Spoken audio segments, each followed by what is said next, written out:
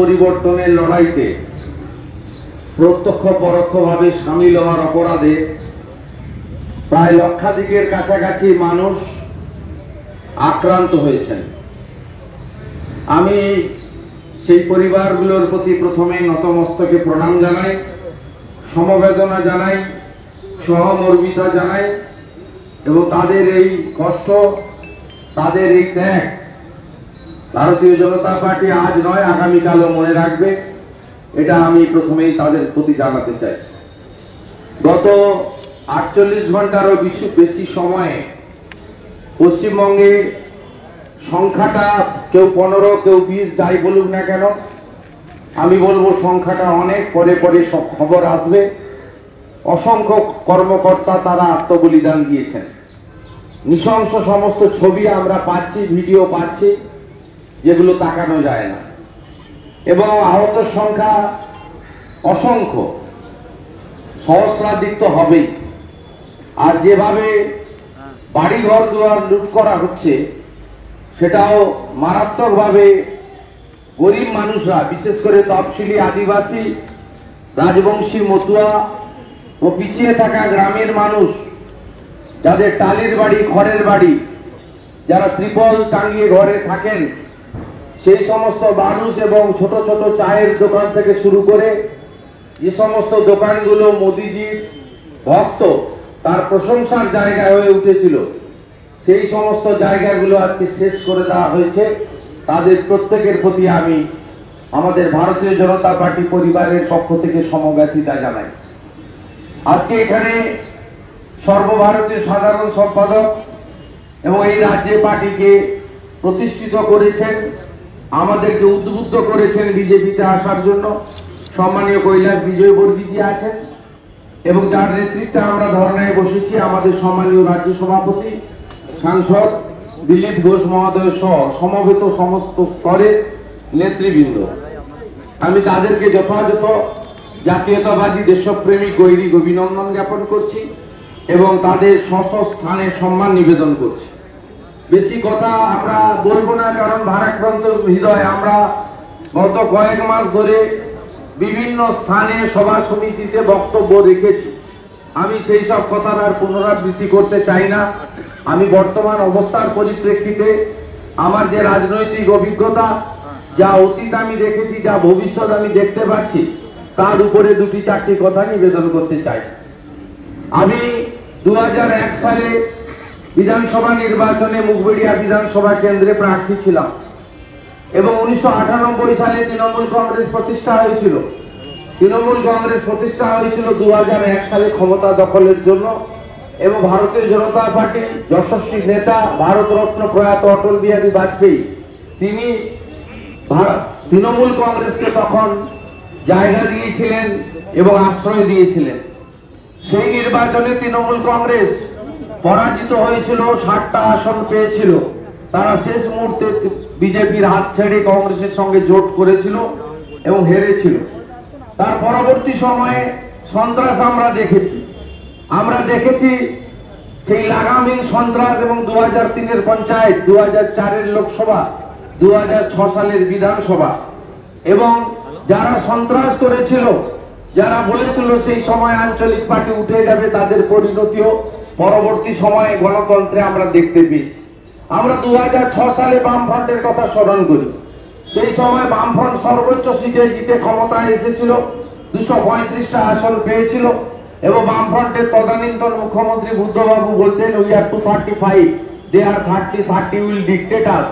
এবং সেই সরকারেরও পতন আমরা 2007 সালে 14ই মার্চের পর থেকে দেখলাম একটা লেমড্যাক সরকার, কেউ মানে না।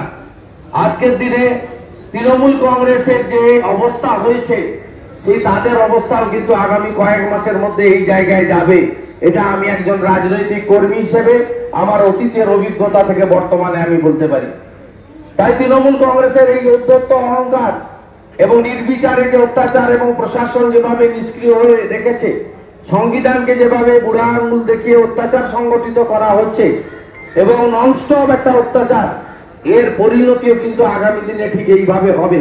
কারণ ভারতবর্ষের গণতন্ত্রে, পশ্চিম বাংলার গণতন্ত্রে সমস্ত জায়গায় অতীত সব সময় বলেছে যে শেষ কথা বলেছে মানুষ এবং গণতন্ত্র, বিধানসভার সংখ্যাগরিষ্ঠতা, বেশি শক্তি, পুলিশ শক্তি, অর্থ শক্তি, এগুলো কখনো শেষ কথা বলেনি, মানুষই শেষ কথা বলেছে। এই অভিজ্ঞতা আমাদের আছে, এই অতীত আমরা দেখেছি। তাই আপনাদের এখানে ভেঙে পড়ার কোনো জায়গা নেই, গেল রথ তোলার কোনো কায়দা নেই। কারণ ভারতীয় জনতা পার্টি 3 থেকে আজকে 77-এ পৌঁছেছে।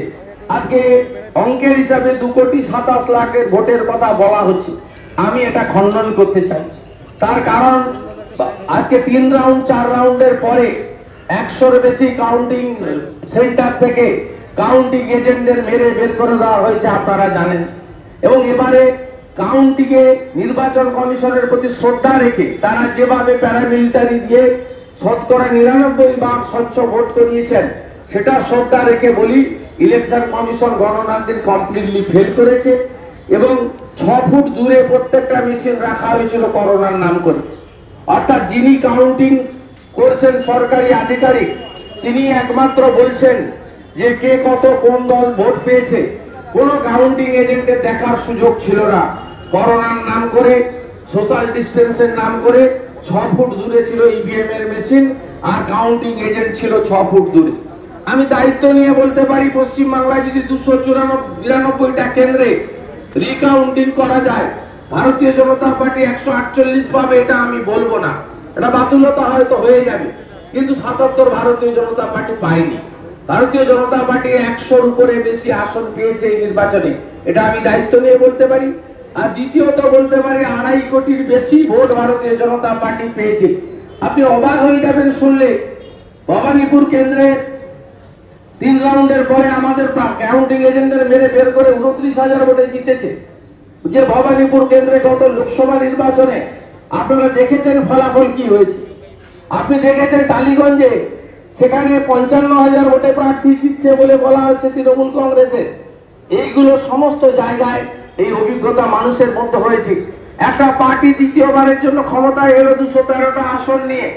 আপনি দেখছেন না কোথাও কোনো উচ্ছ্বাস নেই, শোকের ছায়া। কোথাও কোনো মানুষের মধ্যে, সাধারণ মানুষের মধ্যে, বিজেপি কর্মীরা জিততে পারেনি, আশা করেছিল সরকার হবে, তাদের মধ্যে হতাশা থাকতে পারে, তাদের চোখের জল থাকতে পারে, তারা আক্রান্ত হতে পারে, কিন্তু সাধারণ মানুষের মধ্যে কোনো উৎসাহ নেই, কোনো আলোচনা নেই। একজন মুখ্যমন্ত্রী শপথ গ্রহণ করছেন, নিশ্চয়ই তা করোনা রাজভবনের মধ্যে সিলেক্টেড লোক নিয়ে করছেন।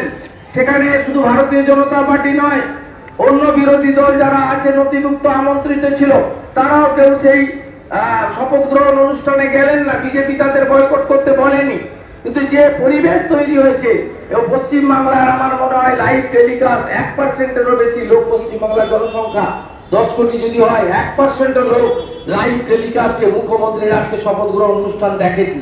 কোথাও কারো উৎসাহ নেই, কোথাও কোনো আলোচনা নেই। তার মানে জনগণ এই রায় স্বীকার করেনি, এবং জনগণের অপ্রত্যাশিত রায়, এই রায় হয়েছে যেভাবেই হোক, এর বিরুদ্ধে নিশ্চিতভাবে আমাদের যে আইনি লড়াই আছে, যে বিচার ব্যবস্থা আছে, সেখানে ইলেকশন পিটিশন হবে। আমাদের দলগতভাবে আইনজীবীরা তাদের সাহায্য করবেন, সেটা অন্য জিনিস। কিন্তু আমাদের আজকে মূল যে আজকে সারা দিন ধরে সকাল থেকে অবস্থান, আমাদের শপথ গ্রহণ, সেটা এই ঘর ছাড়া লোকেদের জন্য, এই অত্যাচারিত লোকেদের জন্য। আপনাদের ক্ষোভ থাকা স্বাভাবিক, কারণ আমি যে এলাকা থেকে আসি, সেই এলাকায় আমরা অনেকবার ঘর ছাড়া মানুষকে দেখেছি, ঘর ছাড়া মানুষকে রেখেছি। আমরা 2000 সালের পরে খেজুরি, আজকে শান্তনু এখানে এমএলএ হয়ে এসেছে, মুগবেড়িয়া থেকে ভগবানপুরের এমএলএ রবি মাইতি এসেছে, সেখানে খেজুরি, সেখানে বড় জর্জুনগরের ঘর ছাড়া লোককে ক্যাম্প করে রাখা, তাদেরকে পুনরায় বাড়িতে সসম্মানে ফিরিয়ে দেওয়া, এসব অতীত অভিজ্ঞতা।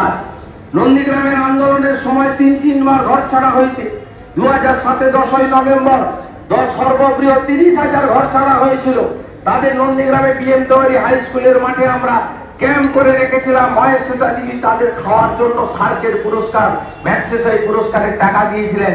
মেধা পাটেকার তাদের জন্য কম্বল পাঠিয়েছিলেন। অতএব এই লড়াইতে আপনাদের পাশে আমরা আছি, আপনাদের বিচলিত হওয়ার কোনো কারণ নেই। ভারতীয় জনতা পার্টি আছে, ভারতীয় জনতা পার্টির কেন্দ্রীয় নেতৃত্ব তারা সঙ্গে সঙ্গে সর্বভারতীয় সভাপতি নাড্ডাজিকে পাঠিয়েছেন। পুরো টিম এসেছে, ভূপেন্দ্র যাদব সহ কেন্দ্রীয় মন্ত্রীরা এসেছেন, ঝাঁপিয়ে পড়েছেন। আপনাদের সঙ্গে পুরো ভারতবর্ষের ভারতীয় হ্যালো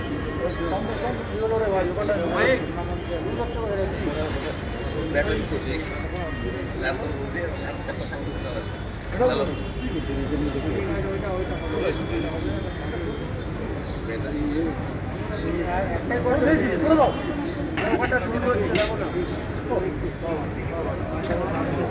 এতক্ষণ চাললে আর 10 মিনিট কারেন্ট চলে যাচ্ছে।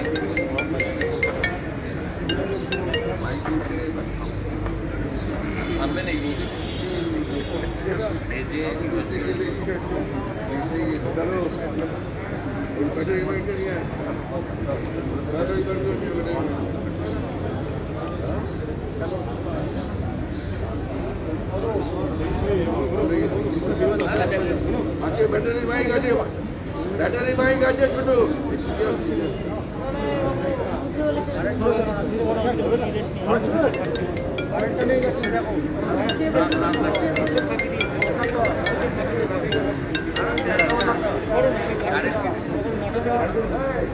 শুনতে খারাপ লাগছে তো, এইসব আমাদের সব অভিজ্ঞতা আছে, কোনো কারণ নেই।